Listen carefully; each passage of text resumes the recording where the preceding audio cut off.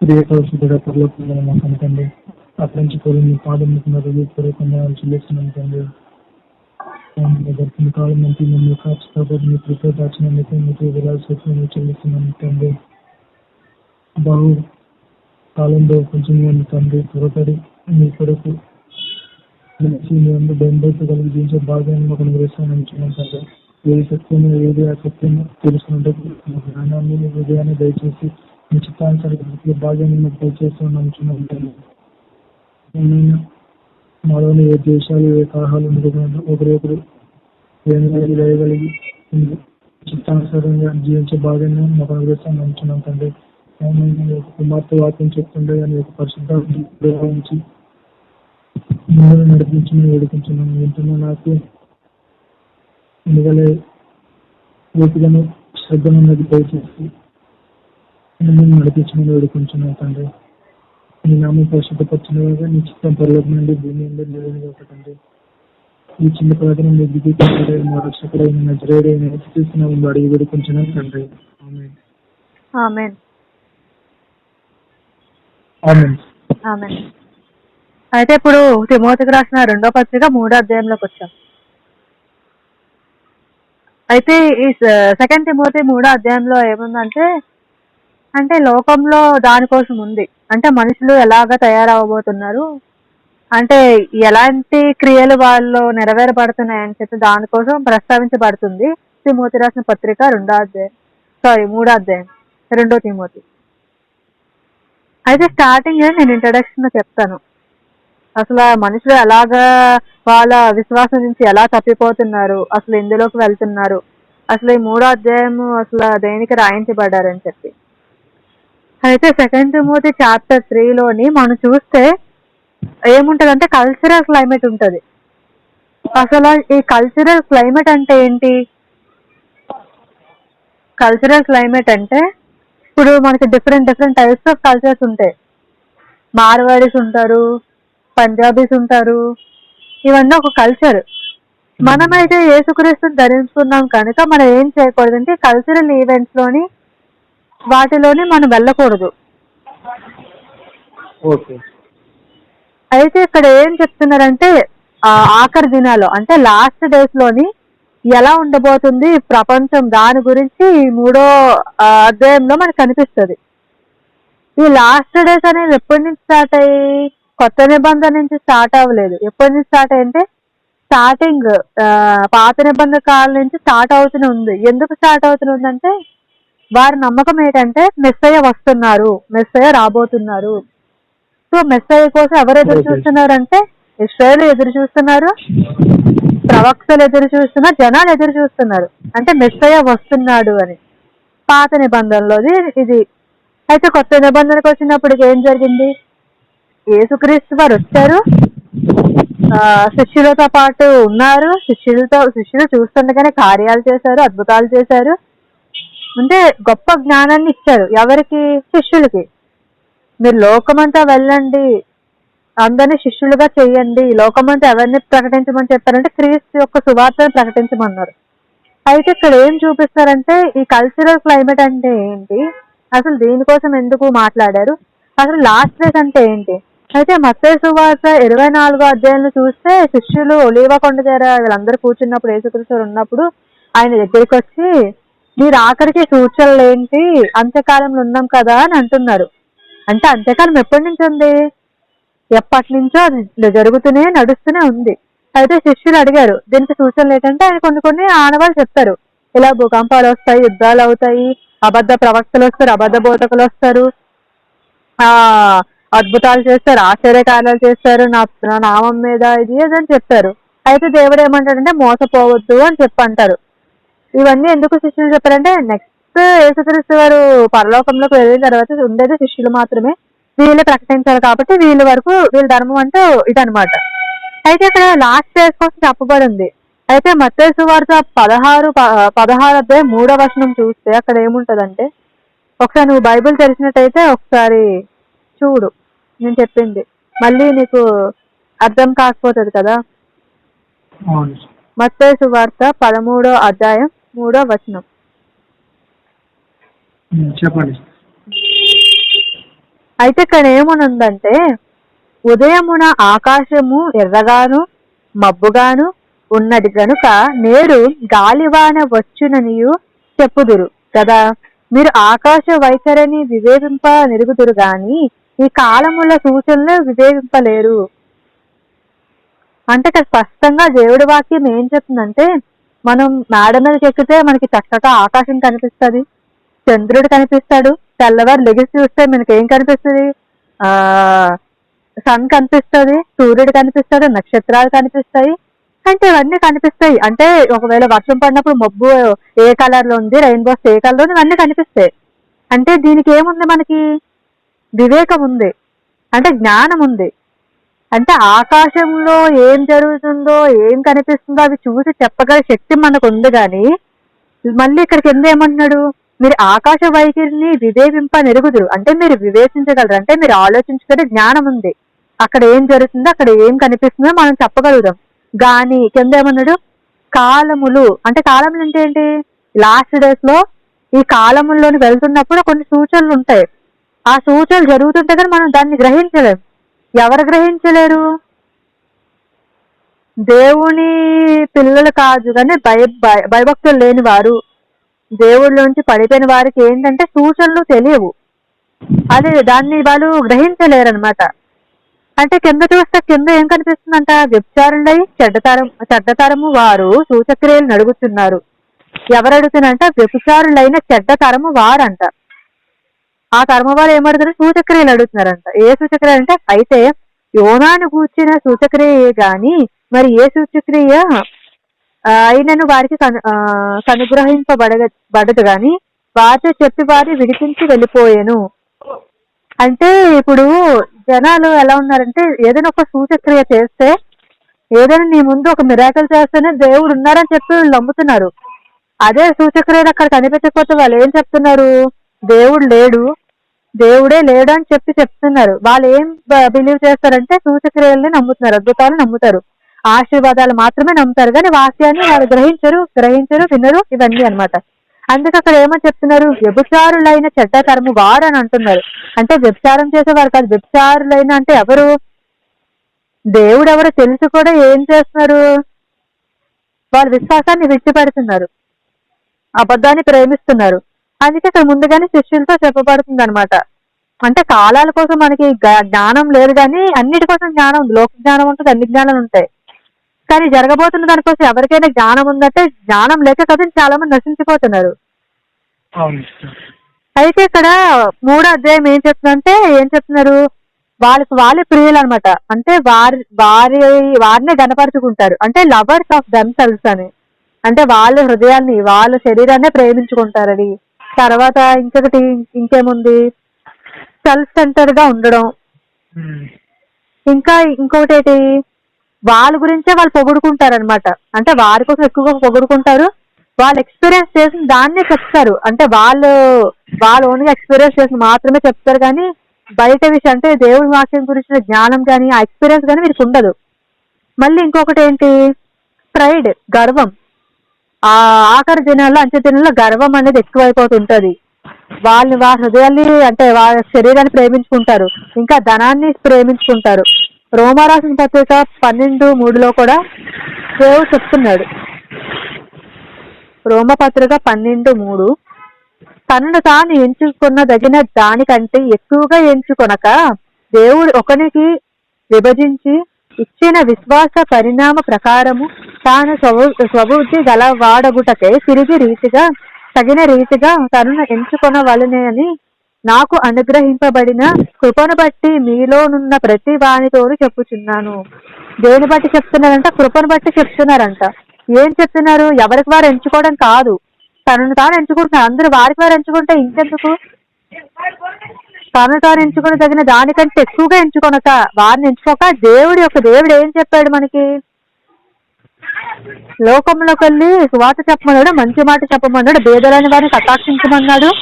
నీ దగ్గర అధికమైన డబ్బు ఉంటే, చిన్నదానికంటే ఎక్కువ ధనం ఉంటే, ఆహారం ఉంటే ఎవరికంటే బీదలకి పెట్టమన్నాడు. వస్త్రహీనులు అయితే వారికి బట్టలు దానం చేయమన్నాడు. కానీ మనం ఏం చేస్తామంటే ఈ గర్వంతో ఏం చేస్తున్నామో మనకే తెలియట్లేదు అనమాట. అంత ఘోరంగా ఉన్నాం. ఒకరేమో బంగారం ఇష్టపడతారు, అంటే దానికి దాసోహం అయిపోతారు. ఇంకొకటి సిల్వర్, వెండిని ఇష్టపడతారు, దానికి దాసోహం, అంటే దానికి ఎక్కువ ఏమిస్తారంటే ప్రేమిస్తున్నారు, కానీ దేవుడిని ప్రేమించట్లేదు.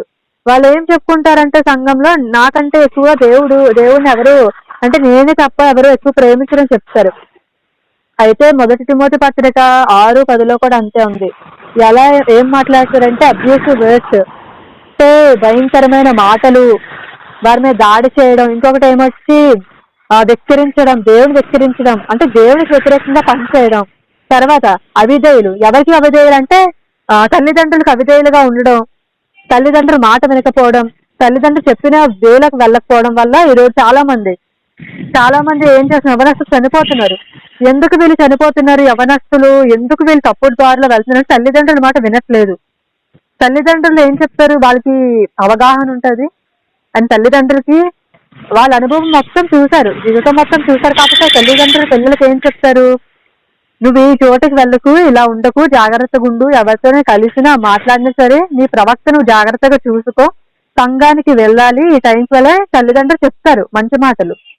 కానీ ఇప్పుడున్న ప్రెసెంట్ సిచ్యువేషన్ లో, ఇప్పుడున్న ప్రెసెంట్ జనరేషన్ ఎలా ఉందంటే పేరెంట్స్ కి అగెనిస్ట్ గా ఉంటారు. రీసెంట్ గా మనం ఒక న్యూస్ చూస్తే, ఒక తండ్రి ఏమో ఆటో డ్రైవర్ అయితే ఆయన రోజుకి 600 సంపాదిస్తాడంట. అయితే కొడుకు 1,00,000 రూపాయలు పెట్టి బండి కొనమని అడిగాడంట. నువ్వు వినే ఉంటావు. అయితే బండి కొనమంటే ఏ బండి అయితే లక్షలు పెట్టి కొన్నాడో ఆ బండి మీద వెళ్ళి యాక్సిడెంట్ చనిపోయాడంట. తండ్రి చెప్తున్నాడు ముందుకొచ్చి. ఇది న్యూస్ లోని అన్నిట్లో మనం చూసాం. అంటే తండ్రి ఏం చెప్తున్నాడు, మన తాహత ఎంత, మనం ఎంత కొలది మనం బ్రతకగలం, ఎంతవరకు మనం జీవించగలం, ఎంతవరకు మనం తినగలం, అంతవరకు మనం ఖర్చు పెట్టుకోవాలి. దానికి అధికంగా ఖర్చు పెడితే ఏం జరుగుతుంది? పోనీ ఇచ్చిన దాన్ని తను సరిగ్గా వినియోగించుకున్నా, యూజ్ చేసుకోలేదు. ఇష్టం వచ్చినట్టు రైట్స్ అని ఇవన్నీ చేసుకొని ఏం చేసుకున్నాడు, తన ప్రాణాన్ని తనంతా తానే ఇచ్చేసుకున్నాడు. అంటే పేరెంట్స్ కంటే అవిధేయతగా ఉంటున్నారు అనమాట యవనస్తులు. ప్రేమించడం, తర్వాత పెళ్లిళ్ళు చేసుకోవడం, తర్వాత ఆ పెళ్లి జరిగిన తర్వాత మళ్ళీ విడిపోవడం, గొడవలు పడడం, ఇష్టం వచ్చినట్టు తిరగడం, వ్యభిచారం చేయడం, ఇంకా తప్పుడు మాటలు, గాసిప్స్ ఇవన్నీ చేయడం, ఇంకా అవిధేయులు అయిపోతున్నారు అనమాట పేరెంట్స్ కి. ఇప్పుడు ఎక్కడైనా ఓల్డేజ్ హోమ్ లో చూస్తే చాలా మంది పిల్లలు ఏం చేస్తున్నారు, ఇంతవరకు తల్లిదండ్రులు కన్నీ పెంచి వీరందరూ ఇంతవరకు వాళ్ళని ఇచ్చేస్తే వారేం చేస్తున్నారు, సర్టన్ ఏజ్ వచ్చాక పెళ్ళైన తర్వాత వీళ్ళు ఏం చేస్తున్నారు, భర్త మాట గాని భార్య మాట గాని ఇద్దరు మాట విని ఏం చేస్తున్నారు, తల్లిదండ్రులు వదిలేస్తున్నారు రోడ్డు మీద.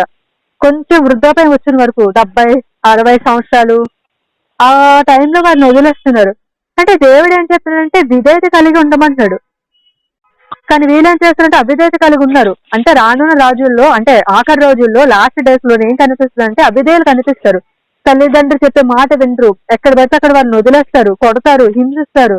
ఇవన్నీ న్యూస్ లో మనకు కనిపిస్తున్నాయి. కానీ దేవుడు ఎప్పుడు చెప్పాడు, స్టార్టింగ్ చెప్పుకొని వస్తున్నాడు, అంటే తల్లిదండ్రులకి విధేయులుగా ఉండాలని.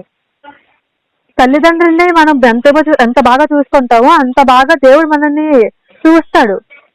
వాళ్ళ ఆశీర్వాదం మనకు ఉంటే దేవుడి ఆశీర్వాదం మనకు ఉన్నట్లే కదా. తల్లిదండ్రులు చూడకపోతే ఎందుకు? అవిధేయులుగా ఉండడం, పేరెంట్స్ చెప్పిన మాట వినకపోవడం వల్ల ఆఖరికి చనిపోయే స్టేజ్కి తెచ్చుకుంటున్నారు. వాళ్ళంతా వాళ్ళే తెచ్చుకుంటున్నారు కాబట్టి వాళ్ళు ఎలా చేస్తే చావని అంటున్నారు, అంటే పెద్దవాళ్ళ మాటలు. ఇంకొకటి ఏంటంటే ద్వితోపదేశ కాండంలోని 21వ అధ్యాయం 18 నుంచి 21 మాట ఉంటది. అంటే మరణ శిక్ష ఏంటి, క్యాపిటల్ అఫెన్స్ అనమాట. మరణ శిక్షను పొందడం, మరణ శిక్ష నేరం. ఎందుకు ఈ నేరం అంటే తల్లిదండ్రుల మాట వినకపోవడం వల్ల. దేవుడు అసలు ఎంత అంటే పాత నిబంధనలో చూసుకుంటే దేవుడు నిజంగా ఎంత కఠినంగా ఉన్నాడో అదే కఠినం ఇప్పుడు గాని ఉందంటే మన పరిస్థితి ఏంటి? అంటే ఇక్కడ మనం చూసుకుంటే దేవుడు కొత్త నిబంధనలకు వచ్చిన మార్కు సువార్త గాని, మత్తయి సువార్త గాని, లూకా సువార్త గాని, ఇవన్నీ చూసుకుని యోహాను సువార్త గాని చూసుకుంటే దేవుడు ఏం చెప్తుంటే ప్రేమ గురించి చెప్తున్నాడు. ప్రేమతో మనం ఏం చేయగలం, ఏం సాధించగలో చెప్తున్నాడు. మరి అదే పాత నిబంధనలకు వచ్చేసరికి దేవుడు ఏమంటున్నాడు అంటే కఠినంగా అయిపోతుంది. అయితే ద్వితోపదేశ కాండం 28వ అధ్యాయము 18 నుంచి చూస్తే 18 నుంచి 21 వరకు మనం చూస్తే అక్కడ ఎంత కఠినంగా దేవుడు మాట్లాడాడు చూడండి. నీ గర్భఫలము, నీ భూమి పంట, నీ ఆవులు, నీ గొర్రె మేకల మందలను శపింపబడును. ఎందుకు శపింపబడినంట? అలా కిందకు చదివితే నీవు లోపలికి వచ్చినప్పుడు శపింపబడుదువు, వెలుపలికి వెళ్ళినప్పుడు శపింపబడుదువు. నీవు నన్ను విడిచి చేసిన నీ దుష్కార్యముల చేత నీవు హతము చెయ్యబడి వేగముగా నశించు వరకు నీవు చెయ్యు పూనుకోను కార్యములన్నిటినీ విషయంలోను యెహోవా శాపమును కలవరమును గద్దింపును నీ మీదకి తెప్పించును. నీవు స్వాధీనపరచుకోపోవు దేశంలో నుండకుండా నిన్ను క్షీణింపజేయ వరకు యెహోవా తెగులు నిన్ను వెంటాడును. ఎందుకు తెగులు అంటే తల్లిదండ్రులు మాట వినకుండా ఇష్టం వచ్చినట్టు చేయడం వల్ల తెగుళ్ళు. అయితే ఇదే మాట మనం ఎక్కడ చూస్తామంటే నిర్మకాండంలో కూడా మనకు కనిపిస్తుంటే, అంటే తల్లిదండ్రులకు మాట వినకపోతే ఎందుకు మన జీవితం? ఇంతవరకు పోషించిన తర్వాత వాళ్ళ మాట వినకుండా ఇష్టం వచ్చినట్టు తిరగడం చేయడం, లాస్ట్ కి మనం ప్రాణాల మీద తెచ్చుకోవడం ఇలాంటివి. అయితే దేవుడికి ఇంకేంటంటే దేవుడు ఎంతో గొప్ప కార్యాలు చేసినా సరే మనం అన్గ్రేట్ఫుల్ గా ఉంటాం. దేవుడు ఎన్ని చేసినా సరే మనం ఏం చెప్తాం? నాకు ఇంకా చేయలేదని చెప్తాం. ఇవన్నీ కూడా 2 తిమోతి రాసిన పత్రిక 3వ అధ్యాయంలో ఇవన్నీ చదువుతూ కనిపిస్తుంది. ఇంకొకటి అయితే అన్హోలీగా ఉండడం, అంటే అపరిశుద్ధంగా ఉండడం, పరిశుద్ధంగా లేకపోవడం. మత్తయి సువార్త 12వ వచనం, యెషయా గ్రంథం 5:20లో మనం చదువుతూ కనిపిస్తుంది. అంటే ప్రేమ లేకపోవడం, ఇతరుని క్షమించకపోవడం. ఇంకొకటి తప్పుడుగా వేరొక వ్యక్తి మీదకి ఎలిగేషన్స్ వేయడం, ఫాల్స్ ఎలిగేషన్స్ వేయడం, వారిని హార్మ్ చేయడం, మాటలతో చంపడం, హింసించడం, సెల్ఫ్ కంట్రోల్ లేకపోవడం. ఎవరైనా ఒక వ్యక్తి నీతో ఏదైనా మాట్లాడారంటే నువ్వు సెల్ఫ్ కంట్రోల్ లేకుండా తిరిగి మళ్ళీ నువ్వు వెంటనే జవాబు ఇవ్వడం, వెంటనే తిరిగి మాట్లాడడం, వితౌట్ సెల్ఫ్ కంట్రోల్ అనమాట. అంటే బ్రూటల్ గా ఉండడం, క్రూరంగా ప్రవర్తించడం ఎవరితోని, బయట వారితోని. అంటే ఇవన్నీ ఎక్కడ జరుగుతాయంట? అంత్యకాలాల్లో జరుగుతాయి. ఇప్పుడు జరుగుతున్నాయి కదా, సో దానికోసం అక్కడ మాట్లాడుతున్నాడు. అంటే మనం దేన్ని ఎక్కువ ప్రేమించాలంటే మంచిని ప్రేమించాలి. కానీ ఈ 3వ అధ్యాయంలో చూస్తే మంచిని ప్రేమించే వాళ్ళు కనిపించరు. అపాయకరమైన దినాలు వస్తాయని చెప్తున్నాడు. ఆ దినాల్లోనే మనం ఉన్నాము, జీవిస్తున్నాం. అయితే ఒకళ్ళు ఏం చేసుకుంటారంటే అప్పగించబడతారంట, ఒకరినొకరు బీట్రే చేసుకుంటారంట, అంటే ఒకరి మీద ఒకరు నిందలు వేసుకుంటారంట, అవమానించుకుంటారంట. ఎవరంటే వీరు మన క్రైస్తవులే. నిందలు వేసుకొని అవమానించుకోవడం, తర్వాత ఒకరినొకరు ద్వేషించడం, ఇంక ఇవే పనులు అనమాట. ఇంకా అవి తప్ప ఇంక వీరికి ఏమి ఇంకా కనిపించదు అనమాట. అంటే అలాంటి ఒక స్టేజ్ లో వీరు ఉన్నారనమాట. అసలు ఎందుకు ఇవన్నీ దేవుడు ముందుగా రాయించాడంటే, ఇప్పుడు ఒక మనిషి పర్ఫెక్ట్ గా ఉండాలంటే రోజు కూడా ఏం చేస్తూ ఉండాలంటే దేవుని యొక్క మాటను గుర్తు పెట్టుకొని హృదయంలో దాన్ని భద్రపరచుకొని నెమరవేసుకొని దాన్ని పాటిస్తుండాలి. కానీ ఈ రోజున ఎవరో దాన్ని పాటించట్లేదు, ఎవరో కొంతమంది పాటిస్తున్నారు అంతే. మనం ఒక మాట అంటాం, ఏంటంటే తల్లిదండ్రులు చేసిన ప్రార్థన వల్ల ఈ రోజు నేను బ్రతుకున్నాను, అని మారని అంటాం. ఇది ఎంతవరకు నిజము?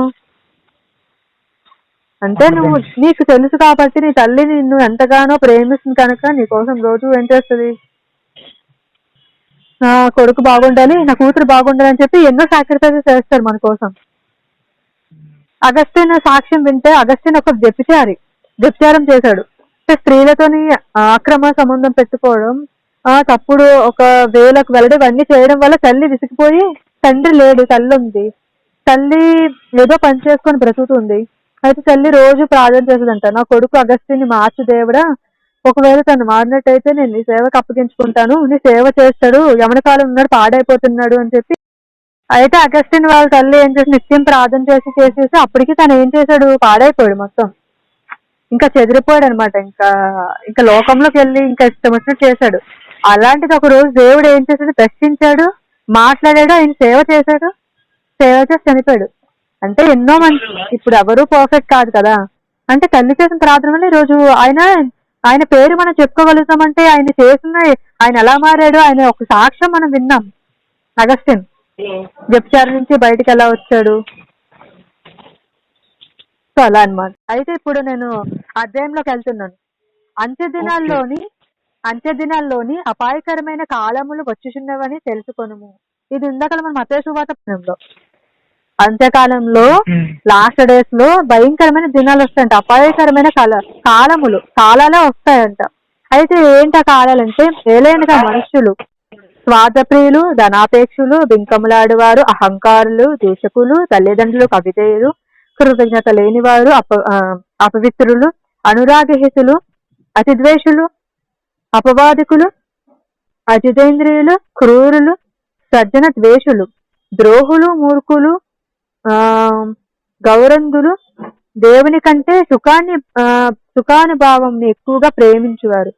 వీళ్ళు ఏం చేస్తారంట, ఈ లాస్ట్ డేస్ కి వచ్చేసరికి మనలో ఉన్న మొత్తం స్పిరిచువాలిటీ పోయి, మొత్తం విశ్వాసం పోయి ఏవే వస్తుందంట, అహంకారం వస్తుందంట, డబ్బుని ఎక్కువ ప్రేమిస్తామంట, గొడవలు ఆడుకుంటామంట, అహంకారం పెరుగుతుందంట, ప్రైడ్ వస్తుందంట, దూషిస్తామంట, తల్లిదండ్రులు ఏమొచ్చి గౌరవించమంట, వాళ్ళకి అవిధేయులుగా ఉంటామంట, కృతజ్ఞత లేకుండా పోతామంట, దేవుడు చేసిన ఎన్ని చేసినా సరే ఆయన కృతజ్ఞత కలిగి మనం జీవించమంట, అపవిత్రులు అయిపోతామంట లాస్ట్ డేస్ లో.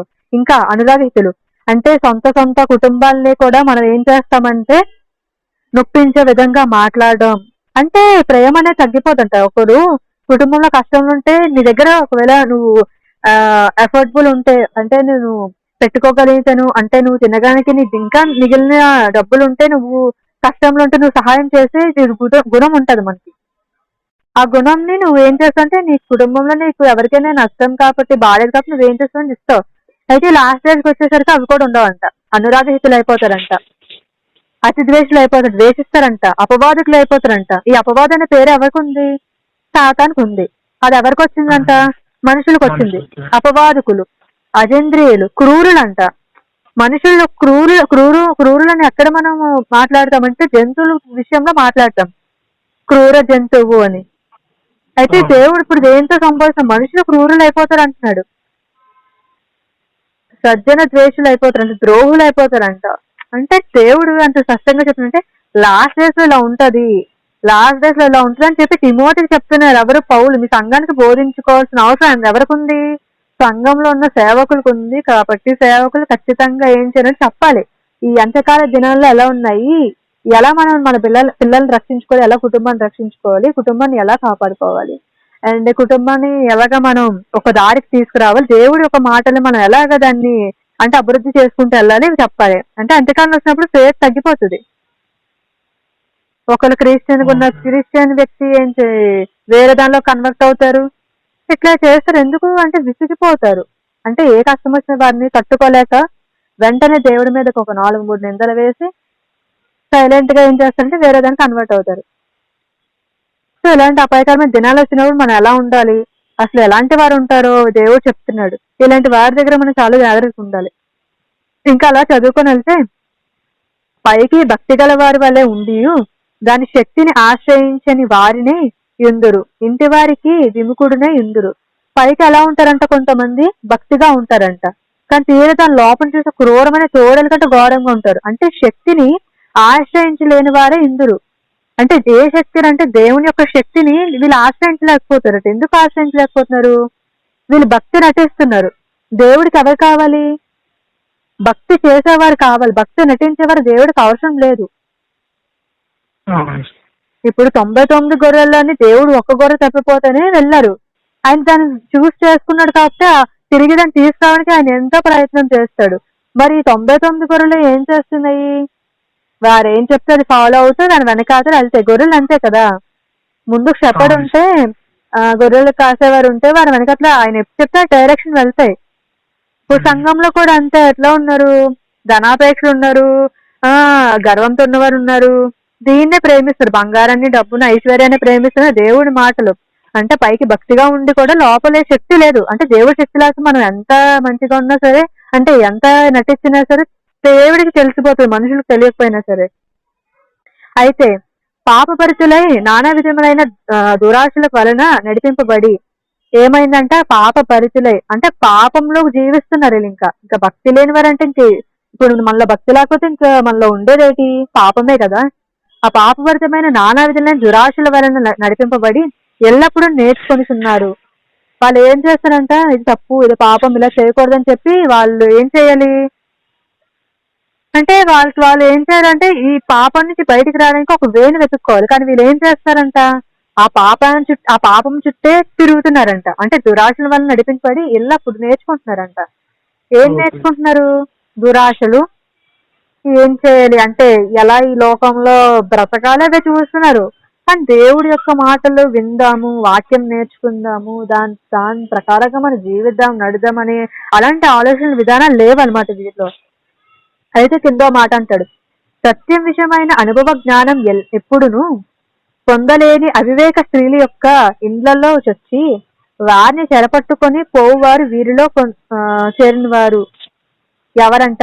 సత్యం విషయం, ఎవరైతే సత్యం చెప్తారో ఆ సత్యం విషయంలోని అనుభవ జ్ఞానం ఎప్పుడును పొందలేని అవివేక స్త్రీలు, ఎవరైతే అవివేక స్త్రీలు ఉంటారో, జ్ఞానం లేని వారు అంటే సత్యం తెలియలేని వారు, ఇంకా అనుభవం లేని వారు ఏం చేస్తారంటే వాళ్ళ ఇండ్లలోంచి కొంతమంది వస్తారంట.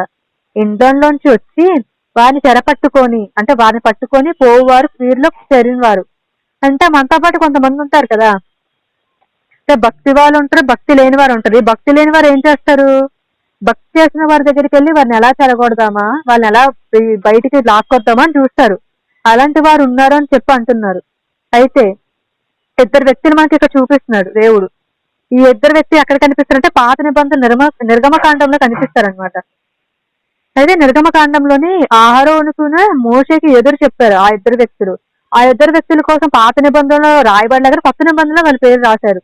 అయితే 8వ వచనంలో చూస్తే ఎన్నే ఇంకా ఎంబ్రే అను వారు మోషేని ఎదిరించి, అంటే మోషే అంటే ఎవరు? దేవుని యొక్క ప్రవక్త. అంటే దేవుడి యొక్క ప్రవక్త చెప్పిన మాట వీళ్ళు అపోజ్ చేశారు, వ్యతిరేకించారు. వ్యతిరేకించి ఏం చేశారంట? మోషేని ఎదిరించినట్లు వీరును చెడిన మనసు, ఏ మనసు అంట? చెడిపోయిన మనసు కలిగి విశ్వాస విషయంలో భ్రష్టులై సత్యంను ఎదిరించురు. ఎక్కడ భ్రష్టులు అయిపోయారంట? విశ్వాస విషయంలో భ్రష్టులు అయిపోయారంట. ఈ విశ్వాస విషయంలో అంటే ఈ ఫేత్లోని భ్రష్టులు అయిపోయి ఏం చేస్తున్నారంటే సత్యాన్ని ఎదిరిస్తున్నారంట. సత్యాన్ని పక్కన పెట్టేస్తున్నారంట ఈ మనుషులు. అంటే ఎలాంటి ఇప్పుడు ఇద్దరు వ్యక్తులు ఎక్కడ పాద నిబంధనలో చూసాం, వాళ్ళిద్దరు వ్యక్తులు ఎక్కడ కనిపిస్తున్నారంటే కొత్త నిబంధనలు ఎలాంటి వారు ఉన్నారని ఇద్దరు వ్యక్తులు ఇక్కడ చూపించాడు. అక్కడి నుంచి ఇక్కడి వరకు కూడా మనలో ఎలాంటి మార్పు లేనే లేదు. అందుకే దేవుడు ఒక మాట అంటారు కదా, సత్యం జోలికి వచ్చేసరికి మనుషులు ఎవరు కనిపించరంట, అసత్యం వైపు అయితే బోలు మంది పరిగెడతారంట. అంటే చీకట్లో ఉండడానికి చాలా మంది ఇష్టపడతారంట కానీ వెలుగులోకి రావడానికి ఇష్టపడరంట. ఎందుకు? వెలుగులోకి వస్తే పాపాలు కనిపిస్తాయి, మచ్చలు కనిపిస్తాయి, డాగులు కనిపిస్తాయి, మన రూపం కనిపిస్తుంది. సో మనకి ఇష్టపడం. ఎంతసేపు చీకట్లోనే ఉండాలి, చీకట్లోనే పడుకోవాలి, చీకట్లోనే వెళ్ళాలి, ఇవి ఆలోచనలు ఉంటాయి కదా. ఇప్పుడు థియేటర్లోనే కదా అంతే కదా. ఇప్పుడు మూవీకి వెళ్ళామంటే థియేటర్ ఎలా ఉంటది? ఓన్లీ పిక్చర్ ఒకటే కనిపిస్తుంది, మొత్తం అన్ని లైట్స్ ఏముంటది? ఆఫ్ అయి ఉంటది. ఎందుకు చీకట్లోనే పెట్టాలి? లైట్స్ వేసి కూడా చూపించచ్చు కదా. మనకు ఉంటది కదా, డౌట్ ఉంటది కదా, ఎందుకు థియేటర్ లోనే ఒక పిక్చర్ వేసినప్పుడు లైట్స్ ఆఫ్ చేయడం ఎందుకు? లైట్స్ వేసి ఇది కూడా పెట్టచ్చు కదా. ఎందుకు పెట్టరంటే మనం చూసినప్పుడు ఆ మూవీ చూసినప్పుడు ఏం జరుగుతుంది అంటే మనకి మజా రాదు, అంటే ఎంటర్టైన్ అవ్వం. ఎందుకు? లైట్స్ అన్ని ఉండి అందరు కనిపిస్తుంటారు. సో మనకి మేమంటే మనకి ఎంటర్టైన్మెంట్ ఉండదు. అదే చీకటి అనుకో, ఎంతసేపు అయినా అక్కడ కూర్చొని లెగవు, చూస్తూనే ఉంటావు. అంటే చీకటి మనిషిని చూడు ఎంత అట్రాక్ట్ చేస్తుందో, అంటే పాపం మనిషిని ఎంత అట్రాక్ట్ చేసి అక్కడ తీసుకెళ్తుందో. అదే వెలుగు దగ్గరికి వచ్చేసరికి మనం పారిపోతుంటాం, వెలుగులో కనిపించాం. అందుకే పాపానికి ఇంకా వెలుగు అంటే చీకటికి వెలుగుకి చాలా డిఫరెన్స్ ఉంటది. అందుకే పాపానికి ఇంకా పరిశుద్ధతకి కూడా చాలా డిఫరెన్స్ ఉంటది. నేను ఇంకా పాపంలోనే ఉంటాను, పాపంలోనే జీవిస్తుంటే మనం వెలుగులోకి ఎప్పుడు రాలేము, నడవలేము, చూడలేము. వెలుగు అంటే ఎవరు? యేసుక్రీస్తు వారు అంటే వెలుగు. చీకటి అంటే ఎవరు? అపవిత్ర ఆత్మలు, ఇంకా భయంకరమే ఈ లోకాన్ని పరిపాలిస్తున్న సైతాన్ అనుచరులు, ఇవన్నీ అంతా ఒక చీకటి, అంధకారం, ఇదంతా అన్నమాట. ఇది ఒక సైడ్. అయితే అయినను వారి అవివేకులది కూడా అందరికీ చేతపడును గనుక వీరు ఇక ముందున సాగరు. అయితే నీవు నా బోధను, నా ప్రవక్తలను, నా ఉద్దేశం, నా విశ్వాసమును, నా దీర్ఘశాంతమును, నా ప్రేమను, నా ఓర్పును అతి యొక్కయ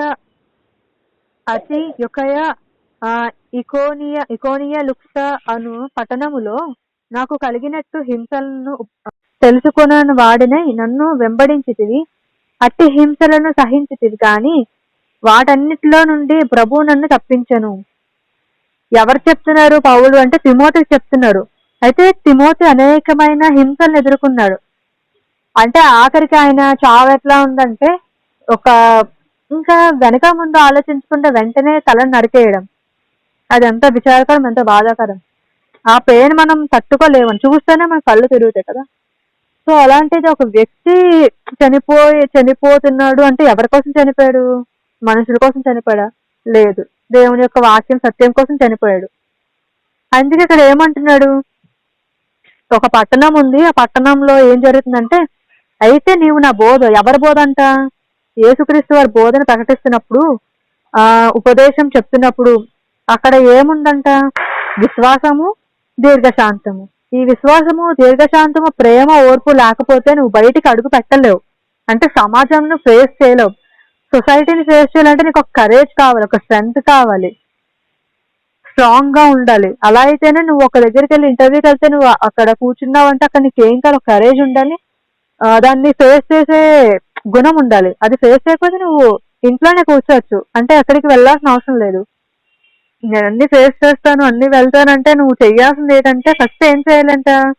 విశ్వాసం ఉండాలంట, దీర్ఘశాంతం ఉండాలంట, తర్వాత ప్రేమ, ఓర్పు ఉండాలంట. ఇవన్నీ కూడా ఎవరిలో ఉన్నాయి?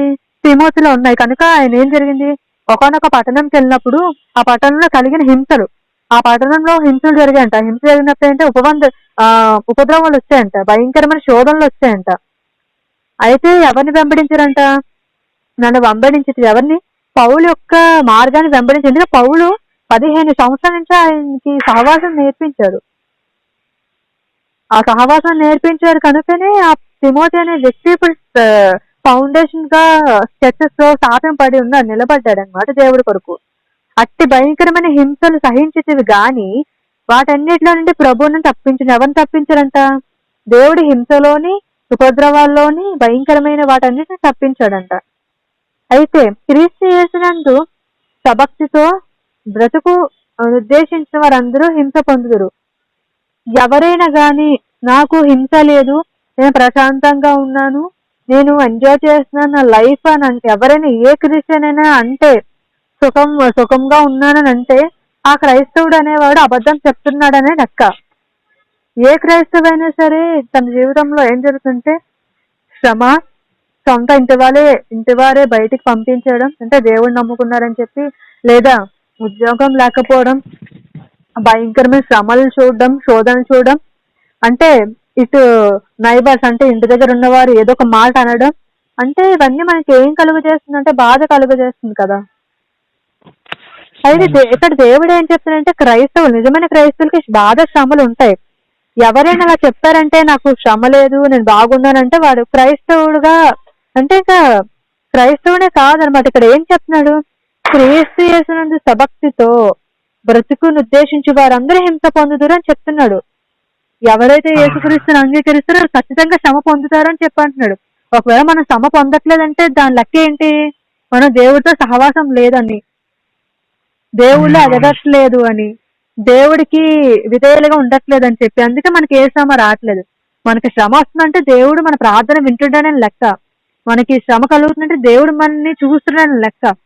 మనకు శ్రమ కలుగుతుందంటే దేవుడు మనం గమనిస్తున్నాడని మనం అర్థం చేసుకోవాలి. నీకు శ్రమ లేదు, నేను హ్యాపీగా ఉన్నాను, హింసించబట్టలేదు అని చెప్పండి, దేవుడు మనలో లేడు, నివసించట్లేదు, ఇంకేదో నివసిస్తుంది. అందుకే మనం ఇలాగా ఉంటున్నాం అనమాట, హ్యాపీగా, జాలీగా.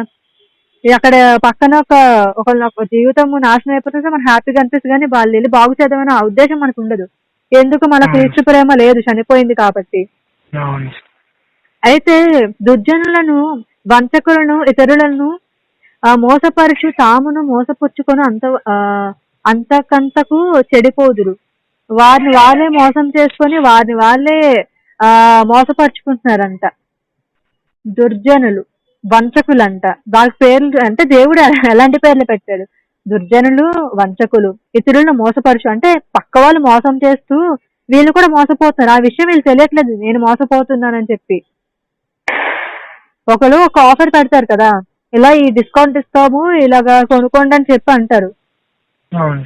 మనం కొనుక్కుంటాం అంటే మనము మోసపోతున్నాం, డబ్బులు ఇచ్చి కొనుక్కొని తెలిసి కూడా మనమే మోసం చేసుకుంటున్నాం. అంటే నీకు తెలుసు ఒక ప్రోడక్ట్ నీకు పెట్టాడు అంటే ఖచ్చితంగా ఏదో చిన్న చిన్న డిఫాల్ట్స్ అయినా ఉండాలి, లేకపోతే సేల్ అవ్వకుండా ఉండిపోయిన ఉండాలి, లేకపోతే ఎప్పటి నుంచి అలా పాతపడి ఉండిపోవాలి.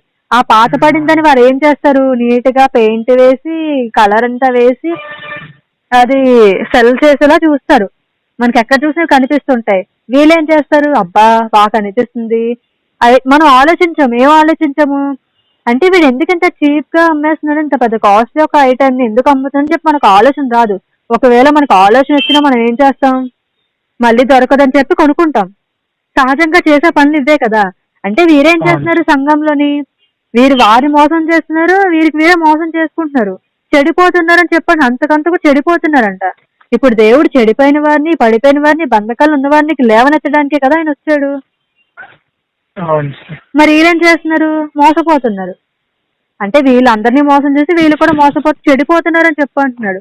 మళ్ళీ దేవుడు ఏమంటున్నాడు, క్రీస్తు యేసు అంటే క్రీస్తు యేసు నందు ఉంచవలసిన విశ్వాసం ద్వారా రక్షణార్థమైన జ్ఞానము నీకు కలిగించుటకు శక్తిగల పరిశుద్ధ లేఖనములను బాల్యము నుండి నీ వెరుగురు గనుక.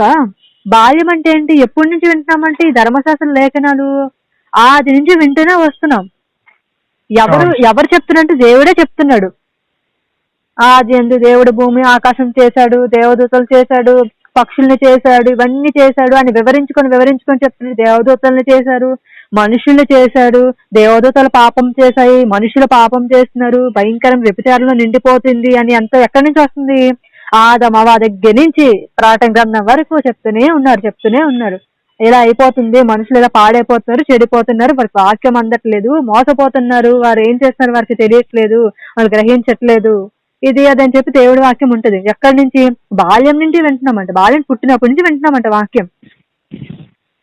పుట్టినప్పటి నుంచి కూడా మన వాక్యం వింటున్నామంట. యేసుక్రీస్తునందు విశ్వాసం ఉంచాల్సిన పోయి ఈ రోజు మన విశ్వాసం ఎవరి మీద ఉంచుతున్నాము, ఎవరి మీద పెడుతున్నాం విశ్వాసం, దేని మీద చూపిస్తాం. అంటే రక్షణార్థమైన జ్ఞానం నీకు ఉన్నప్పుడు నువ్వు ఎవరి మీద నీ యొక్క విశ్వాసాన్ని ఉంచుతున్నావు ఈ రోజు. అంటే శక్తిగల వాక్యం మన దగ్గర ఉన్నప్పుడు మనం ఎటువైపు పోతున్నాం, మన విశ్వాసం ఎటు వెళ్తుంది, ఏటి వింటున్నావు అంటే పరిశుద్ధ లేఖనం బాల్యం నుండి వింటున్నామంట. నువ్వు ఎరుగుదు అంటున్నాడు దేవుడు, నీకు తెలుసు అంటున్నాడు. మరి నీకు తెలుసు కూడా నువ్వు ఎందుకు తప్పు చేయడం, నీకు తెలుసు కూడా నువ్వు ఎందుకు పాపం చేయడం, దానికి దూరంగా అంటే పారిపోకుండా ఎందుకు దాని వెంటే వెంటాడుతున్నాం మనం. యవనస్తులే కాదు కానీ పెళ్ళైన పురుషులు, స్త్రీలు, వీళ్ళందరూ చేసే వృద్ధులు, చిన్న పిల్లలు, అంటే బాల్యం నుండి నువ్వు ఏ త్రోవలో నడుస్తున్నావు. బాలుడు నడవలసిన త్రోవలో వాడు నడిపించు, అప్పుడు వాడు పెద్దగా దాని నుంచి తప్పిపోవడని చెప్పి దేవుడి వాక్యం స్పష్టంగా మనతో మాట్లాడుతుంది. నీ తల్లిదండ్రులు నీకు బాల్యం నుంచి నేర్పిస్తున్నప్పుడు, బాల్యం నుంచి చెప్తున్నప్పుడు నువ్వు ఎందుకు తప్పిపోతున్నావు అంటే విశ్వాసం ఎందుకు నువ్వు వెనక్కి వెళ్ళిపోతున్నావు, ఎందుకు మోసపోతున్నావు, ఎందుకు నిన్ను నువ్వు హింసించుకుంటున్నావు అంటే చెడిపోతున్నాం అనమాట. దేవుని యొక్క మాటలు పక్కన పెట్టి ఏదోదో మనం విశ్వసించామంటే మన విశ్వాసం పోయినట్లే కదా. ఈ అంత దినాల్లో ఒకడేమో అంటాడు నా దగ్గర డబ్బులు ఉన్నాయి అంటాడు, ఒకడేమో నా దగ్గర బంగారం ఉంది అంటాడు, నా దగ్గర వెండి ఉంది అంటాడు, నేను ఏమైనా కొనుక్కోగలంత కెపాసిటీ నా దగ్గర ఉంది, నీ దగ్గర ఏముంది అని అడుగుతాడు. మనం ఏం చెప్తాం, మన దగ్గర ఏముంది, యేసుక్రీస్తు ప్రేమ ఉంది. అంటే ఆకాశం గతించినా భూమి గతించినా దేవుడి మాటలు గతించవు కనుక ఈ భూమి సమస్తం కూడా గతించిపోతుంది. కానీ ఒక్కటే నిలిచుంటది, ఏంటి, దేవుడి యొక్క ప్రేమ. దేవుడు ప్రేమించారు కనుక సృష్టించేశాడు, మనుషుల్ని చేశాడు. లేదంటే ఆయన ప్రేమించకపోతే మనం అసలు ఇలా ఉండం. ఆయన ప్రేమించి క్షమాపణ పెట్టాడు కాబట్టి ఏ పాపం చేసినా తప్పు చేసినా ఒక రోజు ప్రార్థన చేసుకోకపోయినా సరే దేవుడు క్షమిస్తున్నాడు. అది కూడా కొంతవరకే క్షమిస్తాడు. ఎందుకు కొంతవరకే క్షమిస్తాడంటే ఆ టైం పీరియడ్ అయిపోతుంది, దేవుడైనా సరే ఏం చేయలేదు. ఆ కాలం వచ్చిందంటే మనం ఏం చేయగలుగుతాం. సో సమయం ఉన్నప్పుడు ఏం చేయాలంటే మన ఇల్లును చక్కబెట్టుకోవాలి. దీపం ఉండగానే ఇల్లు చక్కబెట్టుకోవాలి అంటాడు. దీపం ఉన్నంత వెలుగు ఉంటది. ఒకసారి దీపం మారిపోతే చీకటి ఉంటుంది. చీకట్లో ఎవరు ఉంటారు, పాపం ఉంటది, అపవాది క్రియలు ఉంటాయి, ఇవన్నీ ఉంటాయి. సో దేవుడి యొక్క శక్తివంతమైన వాక్యాన్ని మనం పక్కన పెట్టి, లేఖనాన్ని పక్కన పెట్టి బాల్యం నుంచి నేర్చుకుంటున్నా సరే నువ్వేం చేస్తున్నావు అంటే దాన్ని పాటించకపోవడం వల్లే ఈ రోజు మనం ఇలా ఉంటున్నాం అనమాట. క్రైస్తవ జీవితంలో ఈ వస్తున్న శ్రమలు గాని ఏమైనా గాని అంటే రెండు రకాల శ్రమలు ఉంటాయి. ఒకటి కోరి తెచ్చుకున్న శ్రమ, ఒకటి దేవుడు పెట్టే శ్రమ. కోరి తెచ్చుకున్న శ్రమలో మనం ఎంత బయటికి రావాలన్నా సరే రాలేము. అదే దేవుడు పెట్టిన టెస్ట్ గాని శ్రమ గాని ఏదైనా కానీ దేవుడు దాన్ని విడిపిస్తాడు. యోబుకి ఎన్నో శ్రమలు పెట్టాడు కానీ దేవుడే లేవనెత్తాడు, బయట తీసుకొచ్చాడు. సవాలు విసిరారు ఎవరు, అపవాది సవాలు విసిరాడు. ఎంత నీతిమంతుడు ఉన్నాడు, ఒక్కసారి మొత్తం అంతా పోతే, మొత్తం అంతా ఒకవేళ తను సంపాదించిన అన్ని పోతే నేను నమ్ముతాడైన గ్యారెంటీ నువ్వు ఇవ్వగలవంటే సరే పరీక్షించుకో కానీ ప్రాణం మాత్రం తీయకని అన్నాడు. అంటే దేవుడు ఎంతవరకు అధికారం ఇచ్చాడంట, తన శరీరం వరకు మాత్రం ఇచ్చాడు, ప్రాణం చేసే అధికారం అపవాదికి ఇవ్వలేదు. సో అలాంటి ఒక విశ్వాసం అంటే యోబుకున్న విశ్వాసం ఈరోజు మనకి ఎందుకు లేదు. సమస్తం పోయినా సరే యెహోవా ఇచ్చును యెహోవా తీసుకోనని దేవుడి వాక్యం చెప్తుంది. అంటే ఆయన చెప్తున్నాడు, ఆయన ఇచ్చాడు, ఆయన తీసుకున్నాడు, నాకేంటి అని అంటున్నాడు ఆయన. అంటే సింపుల్ గా అన్నాడు, కానీ ఆయన భరించే శ్రమ అంత సింపుల్ కాదు కదా. అదే శ్రమ మనకు వస్తే మన దేవుడు అయితే నిలబడతామా, పట్టుకుంటామా? ఆయన ఒక క్రాస్ ని మనం పట్టుకోగలుగుతామా? శివుని మనం మోయగలుగుతామా? ఎందుకు విశ్వాస జీవితంలో వెనక్కి వెళ్ళిపోతాం అంటే ఫేత్ లేకపోవడం, విశ్వాసం లేకపోవడం వల్లే. కింద ఏమంటున్నాడు, నువ్వు నేర్చుకుని రూఢి అని తెలుసుకున్నవి ఎవరి వలన నేర్చుకుంటేవో ఆ సంగతి తెలుసుకొని వాటి యందు నిలకడగా ఉండమంటున్నాడు. దైవజనుడు సన్నదుడై ప్రతి సత్కార్యమునకు పూర్ణముగా సిద్ధపడి ఉండినట్లు దైవవేషము వారిన కలిగిన ప్రతి లేఖనము ఉపదేశించుటకును, ఖండించుటకును, తప్పు దిద్దుటకును, నీతి యందు శిక్ష వెయ్యుటకును ప్రయోజనకరమై ఉన్నది. అయితే ఇక్కడ దైవజనుడికి చెప్తున్నాడు, దైవజనుడు ఏం చేయాలంట? ప్రతి సత్కార్య విషయంలో, ప్రతి ఒక్క మంచి పనిలో పూర్ణంగా సిద్ధపడాలంట. ఎవరు సిద్ధపడాలి? దైవజనుడు. దైవజనుడు అంటే దైవజనుడికి ఉండాల్సిన ఒక క్వాలిటీ ఏంటంటే ప్రేమ. ప్రేమ ఎప్పుడైతే ఏ మనుషులో అయితే ప్రేమ ఉండదో, అంటే బోధించే విషయంలో గాని, బుద్ధి చెప్పే విషయంలో గాని, ఆ విషయంలో నువ్వు ప్రేమ కనుక చూడకపోతే వారిలో దైవత్వం లేనట్టే. అంటే యేసుక్రీస్తు ప్రేమ లేదు, దైవత్వం లేదు. వీరు కూడా లోకానుసారుగా నడిచేవారే. ఎవరు ఏం చెప్పినా, ఎవరు ప్రకటించినా, వాక్యం చెప్పినా, ఏ వ్యక్తిలో అయితే సత్కార్యం ఉండదో, అంటే మంచి పని ఉండదో, పూర్ణంగా సిద్ధపడరు, అంటే ప్రేమ ఉండకపోతే అక్కడ ఏం జరుగుతుంది? వాదనలు, గొడవలు వస్తాయి. ప్రేమ ఏంటంటే అనేకమైన పాపంలో కప్పుందని చెప్పి దేవుడు ఒక మాటలు ఉంటాయి, దేవుడు మాట్లాడతాడు. ప్రేమ ఉంటే మనం ఇతరులను అర్థం చేసుకోగలుగుతాం, ద్వేషించాం. కానీ ఒకరు మనం ద్వేషించమంటే మళ్ళీ ప్రేమ లేనట్టు లెక్క. అయితే దైవజనుడికి ఏమంటున్నాడు? సత్కార్య విషయంలో పూర్ణంగా సిద్ధపడి ఉండాలి. ఇంకా దైవేశము వలన కలిగిన ప్రతి లేఖనం, ప్రతి ఒక్క బైబిల్లో ప్రతి ఒక్క లేఖనం కూడా వీరు ఏం చేయాలంటే ఉపదేశించాలి. అంటే ఈ ఉపదేశం ఎక్కడి నుంచి వస్తే దేవుని యొక్క మాటల దగ్గర నుంచి. ఆయన చెప్పాడు కాబట్టి ఇవి రాస్తున్నారు, లేదంటే మనకి ఇవన్నీ రావు కదా. వీళ్ళు ఎందుకు సంపాడాలి, వీళ్ళు ఎందుకు రాయాలి? మనకు తెలియడం కోసం, మనకు తెలుసుకోవాలి, మనం నేర్చుకోవాలి. కనుక మనం జాగ్రత్తగా ఉండాలి. ఎంత దినాల్లో ఉన్నాం, చర్చెస్ లో ఎలా ఉన్నాయి మీకు తెలుసు పరిస్థితులు. ప్రజెంట్ ఎవరిని ఆరాధిస్తున్నారు, ఎవరిని గణపరుస్తున్నారు, ఎవరు గణపరుచుకుంటున్నారు, ఇవన్నీ కూడా లోకంలో జరుగుతున్న ఇన్సిడెంట్స్. సో ఇలాంటి సిచ్యువేషన్లు ఉన్నాయన్నమాట చర్చెస్ లోని. ఒకళ్ళు ఏమొచ్చి ఏం చెప్తారంటే అద్భుతాలు మాత్రమే వివరిస్తారు, ఒకళ్ళు ఏం చెప్తారంటే ఆశ్చర్య కార్యాలు, ఒకళ్ళు ఏం చెప్తారంటే బ్లెస్సింగ్స్ మాత్రమే చెప్తారు. ఈ మూడు చెప్తే మరి వాక్యం ఎవరు చెప్తారు? ఇంకా పైనుంచి దేవుడే దిగి రావాలి ఇంకా వాక్యం చెప్పాలంటే. అలాంటి వారు ఉన్నారు. అలాంటి వారు ఉన్నారు. ఇప్పుడు అందరూ పరిగెడుతున్నారంటే ఎందుకు పరిగెడుతున్నారు? అక్కడ ఏదో జరుగుతుందనే వెళ్తున్నారు తప్ప దేవుడి మీద విశ్వాసం లేదే. నిజంగా విశ్వాసం ఉన్నవాడు ఏం చేస్తాడు? ఎక్కడికి పరిగెట్టాల్సిన అవసరం లేదు. అంటే మనకు ఆసక్తి ఉండొచ్చు, నువ్వు వెళ్ళొచ్చు, రావచ్చు, అది ఎవరి ఒపీనియన్ వారిది కదా. సో ఎవరి ఒపీనియన్ వారిది, ఎవరు నచ్చిన చర్చిస్తూ వారు వెళ్తే దాంట్లో అసలు దేనికి మనం అడ్డు చెప్పాల్సిన అవసరమే లేదు. విశ్వాసం అనేది చాలా ఇంపార్టెంట్. విశ్వాసం లేకపోతే మనం ఎన్ని చేసినా ఏంటి ఉపయోగం? చర్చిలో నువ్వు ప్రార్థన చేసుకోకుండా, ఇంట్లో ప్రార్థన చేసుకోకుండా చర్చిలోకి వెళ్ళి ప్రార్థన చేస్తే ఏం ఉపయోగం? ఇంట్లో నడిపింపు లేకుండా చర్చిలోకి వెళ్ళి నడిపిస్తే దానివల్ల ఎవరికి ఉపయోగం? ఎవరు మోసం చేస్తున్నారు? వీళ్ళే మోసం చేసుకుంటున్నారు. వీళ్ళు మోసం చేసుకుని పక్క వాళ్ళు ఏం చేస్తున్నారంటే మోసం చేస్తున్నారు. మనం అనుకుంటాం నువ్వు ఒక్క చర్చికి వెళ్ళావంటే అబ్బా వీళ్ళు అంత బాగా పాడుతున్నారు, అంత బాగుంటున్నారు, స్పిరిచువల్ లైఫ్ ఎంత బాగుందని చెప్పి నువ్వేమనుకుంటావు అంటే అబ్బా ఉంటే వీరిలాగా ఉండాలి, వీరిలాగే నేను ప్రవర్తన అది ఉండాలి, వీరిలాగా పాటలు పాడాలి, ఘనపరచాలి అని చెప్పి ఆలోచనలు ఉంటాయి. ఎవరికి చూసే నీకు అనిపిస్తుంది కదా. ఒక ప్రీచర్ ఏదైనా చెప్పాడంటే వావ్ ఎంత బాగా చెప్తున్నారు, ఈయనలా వాక్యం నేర్చుకోవాలి. కానీ నిజంగా ఒకవేళ ఎవరైనా ఒక వ్యక్తి ఉన్నాడంటే వారు ఏం చేస్తారంటే ఇంట్లో ప్రార్థన చేసుకోరు, కానీ చర్చికి వచ్చి ప్రార్థన చేస్తారు. నువ్వు అబ్జర్వ్ చెయ్యి, ఇంట్లో స్తుతి పాటలు ఏముండవు, కానీ చర్చికి వెళ్ళాక అరుపులు గోళలు ఇంకా చేస్తారు. అరవడం, గోల్ చేయడం అవన్నీ నెగిటివ్ కాదు, పాజిటివే. కాకపోతే నేనేం చెప్తున్నానంటే నువ్వు ఇంట్లో ఉండి మోకాలు ప్రార్థన చేసుకోకుండా నువ్వు అక్కడ చర్చిలోకి వెళ్ళి నువ్వు చేస్తున్నావంటే దాన్ని నువ్వు ఎవరిని మోసం చేస్తున్నావు? చూసిన వాళ్ళు మోసం చేస్తున్నావు, నిన్ను మోసం చేసుకుంటున్నావు, చెడిపోతున్నావు. అదే దేవుడు చెప్తున్నాడు, నిన్ను నువ్వు చెడిపోయేలా చేసుకుంటున్నావు. అందుకే దైవజనుడికి చెప్తున్నాడు. దైవజనుడు చెప్తేనే మనం వింటాం కదా. దైవజనుడికి దేవుడు చెప్తున్నాడు ఇలాగా నువ్వు సత్కార్యాల విషయం అన్ని విషయాల్లో కూడా జాగ్రత్తగా ఉండి సిద్ధపడమని చెప్తున్నాడు, లేఖన విషయంలో జాగ్రత్తగా ఉండమని చెప్తున్నాడు, ఖండించమంటున్నాడు. ఎవరిని ఖండించాలి? చర్చిలో ఉన్న వారిని ఖండించాలి. ఖండించమంటే ఎలా ఖండించాలి? అందరి ముందు అరిచి గోల పెట్టే కాకుండా ప్రేమపూర్వకంగా చెప్పాలి. బాబు ఇలా ఉన్నావు, అమ్మ తల్లి ఇలా ఉన్నావమ్మా, జాగ్రత్తగా నువ్వు పరీక్షించుకొని చూసుకొని చెప్పాలి, ఖండించాలి, తప్పు దిద్దాలి. ఏవైనా ఒక యవనస్తుడు కానీ స్త్రీ కానీ పురుషుడు కానీ ఎవరైనా తప్పు చేస్తే దాన్ని సరిదిద్దాలన్నమాట తప్పుని. అంటే సెకండ్ టైం అది రిపీట్ కాకుండా చర్చిలోని. తర్వాత ఏం చేయాలి? నీతి యందు శిక్ష చేయటకును. దేని యందు అంటున్నారు? నీతి యందు. ఎవరి నీతి? యేసుక్రీస్తు వారి నీతి. ఆయన నీతి యందు, ఆయన నీతిమంతులుగా మనం ఎలా ఉండాలి? నీతిమంతులుగా ఉండాలి. అయితే నువ్వు నీతిమంతులుగా లేని క్షణమున, లేని పక్షంలో ఎవరైనా ఒక దైవజానికి తెలిస్తే, దైవజానికి ఏమీ తెలియకుండా ఎవరిని చూడరంటే అందరూ చూస్తారు కాబట్టి తెలియకుండా ఉండదు. అయితే నీతి యందు ఏం చేయాలంటే శిక్షించుటకును ప్రయోజనకరమై ఉన్నదంట. నీతి విషయమే శిక్షించవచ్చు. ఎలాంటి శిక్ష? వెళ్ళి మోకాళ్ళేయమని, చర్చికి రావద్దని ఇలాంటి శిక్షలు కాదు. దేవుని విషయమైన నీతితో మాట్లాడాలి. అంటే దైవజనుడికి ఉన్న అధికారాలు ఇవ్వనమాట. శిక్షించొచ్చు, బుద్ధి చెప్పొచ్చు, ఖండించొచ్చు, తప్పు దిద్దొచ్చు.